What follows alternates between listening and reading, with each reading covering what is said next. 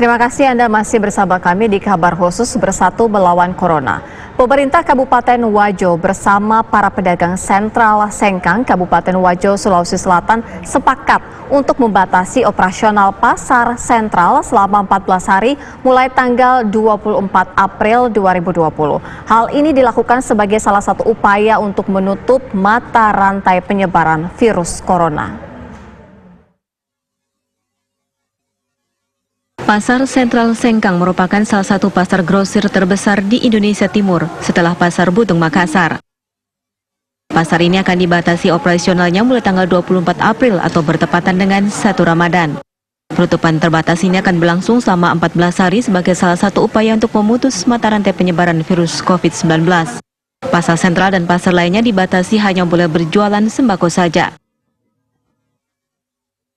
Memutus mata rantai ini, maka pasar-pasar besar juga mulai tanggal 24 atau 1 Ramadan, ya sekaligus kita bersinergi dengan PSBB Makassar untuk betul-betul seluruh pasar yang ada di wilayah Kabupaten Wajo, baik di kota, semuanya hanya kita perbolehkan untuk jenis perdagangan sembako saja. Lalu apa tanggapan para pedagang? Para pedagang mengaku tidak keberatan jika aktivitas mereka dibatasi dengan tujuan menghindari meluasnya penularan COVID-19. Ya, tanggapan kami sebagai warga pasar tentunya harus mengikuti apa yang ada di Pemda Wajo. Ini kan untuk memutus mata rantai penyebaran COVID-19 atau virus corona. Olehnya itu kami menanggapi dengan baik serta menerima apa keputusan dari Pemda Wajo. Namun, para pedagang berharap penutupan pasar ini hanya berlangsung selama 14 hari karena mereka memiliki kewajiban harus membayar gaji karyawan. Dari Kabupaten Wajo, Sulawesi Selatan, Puang Hendra Sutomo, TV One mengabarkan. Ya, lalu apa dampak dari pembatasan aktivitas di pasar terbesar kedua di wilayah timur Indonesia? Sudah bersama kami Bupati Wajo, Sulawesi Selatan, Bapak Amran Mahmud. Selamat siang Pak Amran, sejauh ini bagaimana dengan pembatasan pasar aktivitasnya? Apakah ini tentunya sudah mendapat respon dari para pedagang non-sembako? Ya, alhamdulillah memang sebenarnya sebelumnya ini kami sudah lakukan di beberapa pasar-pasar lainnya, khususnya di desa kecamatan dan khusus untuk di kota, apalagi ini pasar sentral Sengkang pas di pusat Sengkang ini memang cukup ramai, khususnya perdagangan non sembako yang seperti grosir-grosir, garmen dan beberapa dagangan lain. Ini kita khawatirkan karena pembeli-pembeli yang datang itu banyak-banyak dari daerah, dari kabupaten tetangga, sehingga ini banyak mengkhawatirkan daripada keresahan masyarakat kita, sehingga kami memutuskan tanggal 24 lusa pas 1 Ramadan sekaligus juga mensupport sebagai bentuk support kita dengan Kota Makassar untuk bisa mengikuti jadwal waktu selama PSBB ini selama 14 hari untuk betul-betul bisa memutus mata rantai dari COVID-19 ini. Ya, Pak Amran, sejauh ini bagaimana dengan dampak ekonomi bagi para pedagang non-sembako yang harus ditutup sementara? Ya, otomatis ini betul-betul sangat terpukul warga kita, khususnya untuk bagaimana sebenarnya biasanya kan sudah menjadi rutin ya, setiap menjelang Ramadan itu para pedagang-pedagang kita ini memang sudah mempersiapkan jauh-jauh sebelumnya.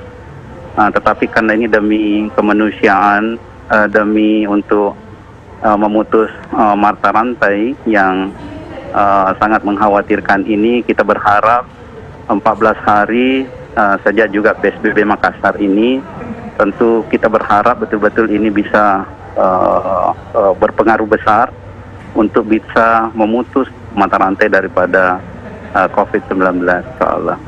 Iya, antisipasinya seperti apa Pak Amran? Sejauh ini bagaimana dengan para pedagang ini, sudah masukkah dalam daftar pendataan sehingga mereka mendapatkan bantuan? Oh iya, itu sudah otomatis menjadi kewajiban kami untuk mulai dari pedagang yang memang berdampak, lebih-lebih para pekerja-pekerja yang ada di pasar yang banyak di situ.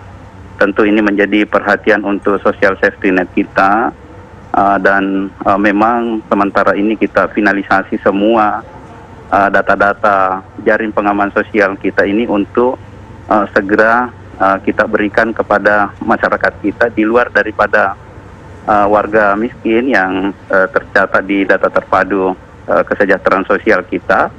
Banyak ini berdampak para pedagang-pedagang kita, kemudian para pencari kerja atau para pekerja-pekerja kita yang pemutusan hubungan kerja, demikian juga beberapa usaha-usaha lain, ya becak motor di sini cukup banyak. Tentu kan ini semua berdampak itu kita akan memberikan jaring pengaman sosial sehingga ini nanti memasuki bulan Ramadan betul-betul saudara-saudara kita bisa tetap bertahan dan bersatu untuk memutus mata rantai ini dengan mendisiplinkan diri untuk menjaga social distancing dan physical distancing agar betul-betul bisa menjaga berbagai kemungkinan-kemungkinan penularan secara cepat. Iya, Pak Amran, lalu bagaimana dengan pasar yang masih beraktivitas walaupun dibatasi? Artinya untuk para pedagang sembako ini sudahkah diberi pengetahuan agar di mana pasar ini suatu tempat perkumpulan ada takutnya penularan COVID-19 ini, Pak?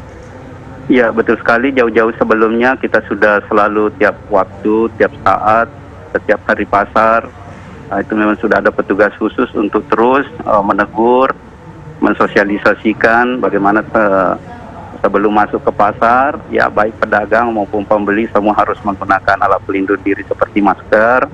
Kemudian kita siapkan alat pencuci tangan di pintu-pintu dan juga hand sanitizer untuk bisa paling tidak mencegah khususnya masyarakat kita para pedagang-pedagang dan pembeli ini, dan juga tentu untuk bagaimana mengedukasi terus ya agar mereka menjaga jarak, tidak berkerumun, bergantian ya, supaya ini selalu kita tidak pernah berhenti untuk menyampaikan gitu.